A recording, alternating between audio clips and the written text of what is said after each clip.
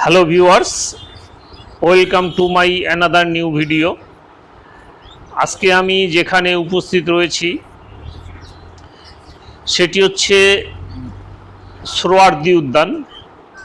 আর শুধু এটি সোহরাওয়ার্দী উদ্যান না, এই উদ্যানটি বাংলার ইতিহাসের সাথে জড়িত রয়েছে। কারণ হচ্ছে এই মাঠে বসেই বঙ্গবন্ধু প্রথম 7ই মার্চে ভাষণ দিয়েছিল, স্বাধীনতার ভাষণ। তো সেই মাঠেই আজকে আমি উপস্থিত হয়েছি। যদিও এখন অনেক গাছগাছালি হয়ে গেছে, কিন্তু সে সময় পুরো ফাঁকা ছিল। অনেকে এটিকে রমনা পার্ক হিসেবে চিনে বা অনেকে রমনা পার্ক বলে, কিন্তু একসময় এটিকে সোহরাওয়ার্দী উদ্যান বলা হতো। এই পড়ন্ত বিকালে সবাই এখানে আসে, ঘোরাঘুরি করে এবং সময় পাস করে। কারণ কাছেই আপনার ঢাকা ভার্সিটি, এখানের ভার্সিটির ছেলে মেয়েরা আসে, গল্পগুজব করে। আর এই যে স্মৃতিস্তম্ভটি দেখতে পাচ্ছেন, ওখানে বসেই আপনার বঙ্গবন্ধু সেই ভাষণ দিয়েছিল, 7ই মার্চের ভাষণ। তো আমরা সেই জায়গাটি যাব এবং গিয়ে আপনাদেরকে দেখাবো সমস্ত কিছু। আর এই মাঠটি দেখেন, কত বিশাল মাঠ। আর যেদিন উনি ভাষণ দিয়েছিলেন, এই মাঠটি কিন্তু একদম কানায় কানায় পূর্ণ হয়ে গিয়েছিল, কোথাও কোনো ফাঁকা ছিল না। এবং মাঠ ছাপিয়ে বাহিরেও প্রচুর লোকের সমাগম সেদিন হয়েছিল।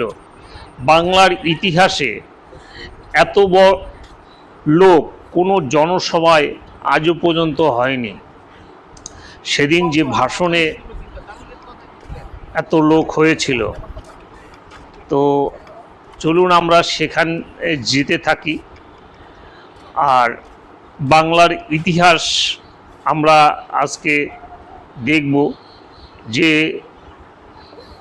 বাংলার ইতিহাস যেখানে রচিত হয়েছিল, যেখানে থেকেই শুরু হয়েছিল স্বাধীনতা যুদ্ধের ডাক, আমরা সেই জায়গাটিতে আমরা যাব। এখানে কিন্তু আসলে অনেক শিক্ষার্থীরাও আসে পরিদর্শন করতে, দেখতে যে কোথায় বসে আমাদের এই 71-এর মুক্তিযুদ্ধের ডাক এসেছিল, সেই স্থানটি দেখার জন্য অনেকেই চলে আসে। তো চলুন আমরা সেখানে যাই। আর এই সিঁড়ি দিয়েই উঠতে হবে। আসলে এই সিঁড়িতে পা রাখার সাথে সাথেই আমার কেন যেন শরীর শিউরে উঠছে এবং সেই বঙ্গবন্ধুর যে ভাষণের কথা, সেটি আসলে মনে পড়ে যাচ্ছে, যে তার এক ভাষণেই বাংলার সমস্ত মানুষ ঐক্যবদ্ধ হয়ে 71-এর যুদ্ধ ঝাঁপিয়ে পড়েছিল। কারণ তিনি বলেছিল, যার যা কিছু আছে তাই নিয়ে শত্রুর মোকাবেলা করো। এবারের সংগ্রাম আমাদের স্বাধীনতার সংগ্রাম, এবারের সংগ্রাম আমাদের মুক্তির সংগ্রাম। আর সেই তার ভাষণে এবং ডাকে বাংলার সমস্ত মানুষ এক হয়ে সে মুক্তিযুদ্ধে ঝাঁপিয়ে পড়েছিল। এখানে অনেক বীর শহীদের স্মৃতিস্তম্ভ রয়েছে, অর্থাৎ তাদেরকে এখানে আর্ট করে রাখা হয়েছে। আর এখানে একে ফজলুল হকের ছবি আছে, মাওলানার ভাসানীর ছবি আছে, বঙ্গবন্ধুর মূর্তি এখানে বানিয়ে রেখেছে। মানে বাংলার ইতিহাসে যে সমস্ত বীর শ্রেষ্ঠরা ছিল, তাদেরকে এখানে সেই স্মৃতি করে রাখা হয়েছে, যাতে মানুষ ভুলে না যায়। আর এই ইতিহাস আমাদের 9 মাসের রক্তক্ষয়ীর ইতিহাস, যে ইতিহাসে 30 লক্ষ মানুষ মৃত্যুবরণ করেছিল এবং 2 লাখ বোনেরা সেই ইজ্জাত বা তারা সঙ্গম হানি তাদের হয়েছিল। আর এখানে বসেই সেই বঙ্গবন্ধু ভাষণ দিয়েছিল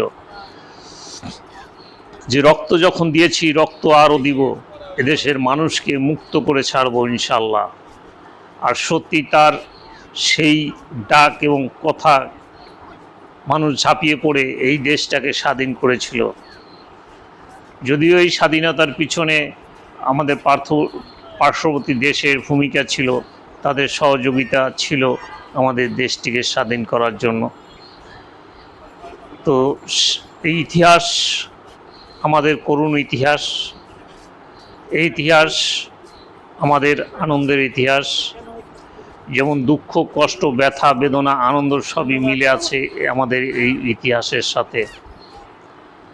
আর বাংলার যতদিন আছে ততদিনে ইতিহাস অমর হয়ে থাকবে। তো আপনারা দেখতেই পাচ্ছেন যে স্মৃতিস্তম্ভটি দেখতে পাচ্ছেন, আমি মনে হয় সম্ভবত ওইখানে বসেই বঙ্গবন্ধু ভাষণ দিয়েছিল জাতির উদ্দেশ্যে। এবং তার জীবনেও অনেক দেশের জন্য অনেক জেল খাটতে হয়েছে, নির্যাতিত হয়েছে, অপমানিত হয়েছে। আর যে নেতা জন্মগ্রহণ না করলে হয়তো আমাদের এই বাংলাদেশ স্বাধীন হতো না। কাজেই আমরা তাকে শ্রদ্ধাভরে স্মরণ করি। সবাই ভালো থাকবেন, আবার দেখা হবে।